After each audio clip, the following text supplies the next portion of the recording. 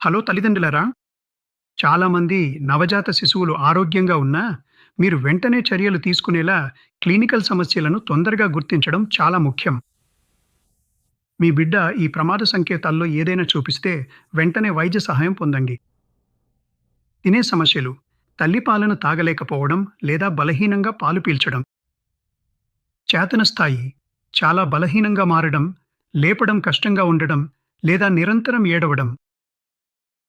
శ్వాస, వేగంగా ఊపిరి పీల్చడం, గురకలాంటి శబ్దం చేయడం లేదా ఛాతీ లోపలికి పోవడం. ఉష్ణోగ్రత 38 డిగ్రీల సెల్సియస్, 38 డిగ్రీల సెల్సియస్, 100.4 డిగ్రీల ఫారెన్హీట్, 100.4 డిగ్రీల ఫారెన్హీట్ కంటే ఎక్కువ జ్వరం లేదా అసాధారణంగా చల్లగా అనిపించడం. రంగు మార్పులు, చర్మం గణనీయంగా పసుపు రంగులోకి మారడం, చేతులు మరియు కాళ్ల వరకు జాండిస్ రావడం లేదా నీలం రంగు తళుకులు కనిపించడం. చలనం, మూర్ఛలు లేదా అసాధారణంగా కదలికలు రావడం. మీ అంతర్గత భావాన్ని నమ్మండి. మీ బిడ్డ బాగోలేదనిపిస్తే వెంటనే మీ పిల్లల వైద్యుడిని సంప్రదించండి. ప్రారంభ దశలో జోక్యం తీసుకోవడం ప్రాణాలను కాపాడుతుంది.